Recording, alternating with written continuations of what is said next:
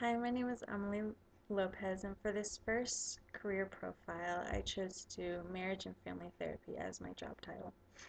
So, for the first organization example, I chose to do American Association for Marriage and Family Therapy, also known as AAMFT.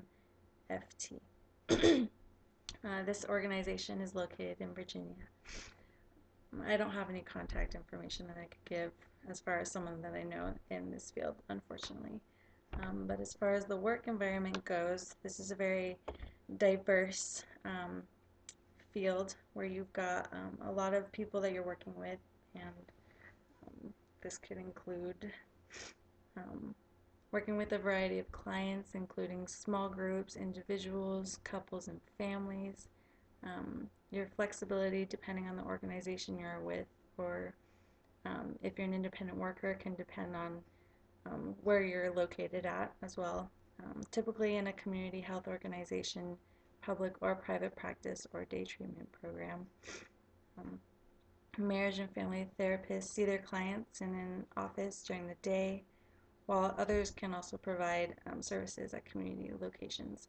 So it just depends on your work environment based off of the organization that you belong to, whether they want you in their department, or if you're an independent worker and um, you're doing things out of your own location, possibly. Typical stressors that are involved in marriage and family therapy can include the range of problems that clients address to daily. This could be, emotional stress, their physical problems, or their mental issues. Anything that they come to you with problems. This could be stressful for you to have that load of information.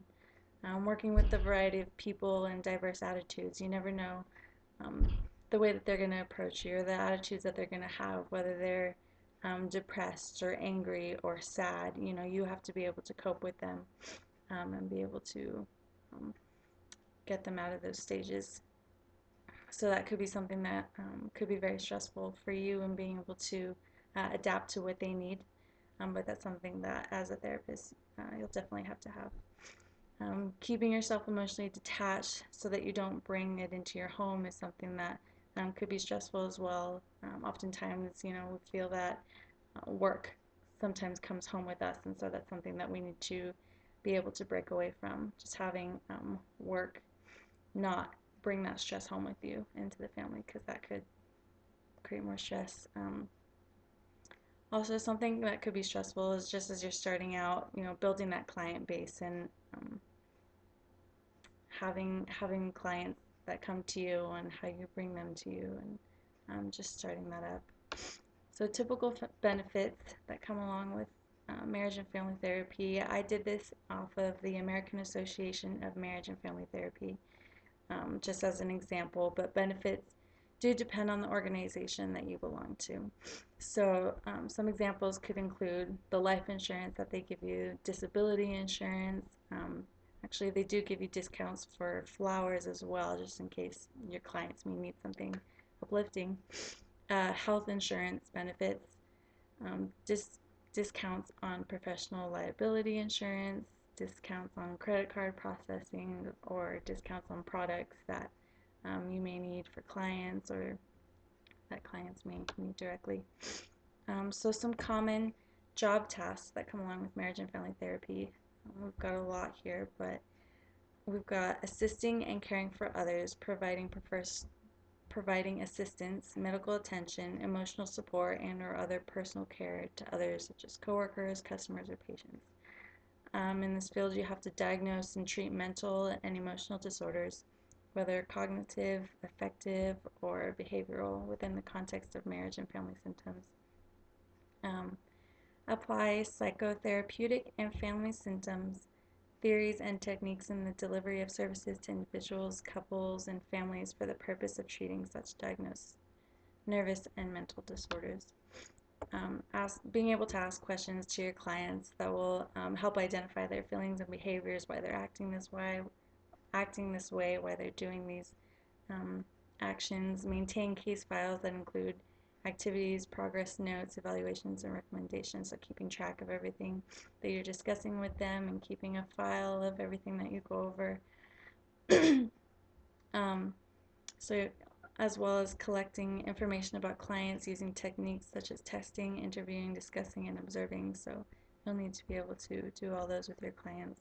Confer with clients to develop plans for post-treatment activities. So just being able to follow up with them on things that they could do to help them progress and come up with new methods that they could use. Write evaluations of parents and child for use by courts deciding divorce and custody cases, testifying in court if necessary. So this is just in a scenario where we've got divorces or problems in the home where um, parents will be splitting up or something, or some physical conditions are going on in the home and they need to be separated. And so as a therapist, you'll need to keep track of all those things and be able to report those in court if needed. Provide public education and consultation to other professionals or groups regarding counseling services, issues, and methods. Some things that we'll also need to know as a marriage and family therapist is to have a knowledge in psychology, therapy and counseling, customer and personal service, English language, sociology and anthropology, physiology and theology, education and training, personnel and human resources, law and government, medicine and dentistry, administration and management, computers and electronics, and clerical. So the educational requirements, this does depend on the state that you're living in and the state that you will be working in. Many require a master's, but there are some states that require a minimum of a bachelor's degree. So this can be considered just to have a bachelor's degree. Some require graduate school, some require a PhD, MD, or a law degree. Many require more than 5 years of experience or training. Compliance with ethical codes and standards described by their license or certification. So they need to be willing to keep up with those codes and follow and abide by them. And all states require a therapeutic license or to practice therapy or counseling, and that depends on the state in which you live in. So the starting salary for marriage and family therapy can go from $25,000 to $35,000 per year. That depends on the education that you have, and how much experience you have can depend on the amount of money that you'll be getting as a starting. But the lowest is $25,000 as far as I've seen. And for an experienced salary range, we've got $60,000 to $75,000. But again, it depends on your experience and your education and your certification as well.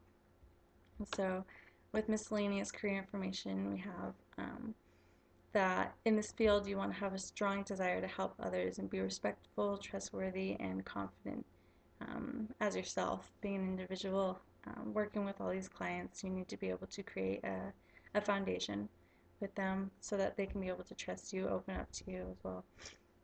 We need to be able to have individual and teamwork skills needed as well, because you'll be working with other therapists or counselors, and as well as working with families and groups and being able to conduct with them methods that could help them. Employment in the marriage and family field is expected to grow 14% between 2008 and 2018. So it is a field that is progressing, and this is because it's being recognized more, as well as families and couples are willing to go into counseling and go into therapy. And that's all I have. Thank you.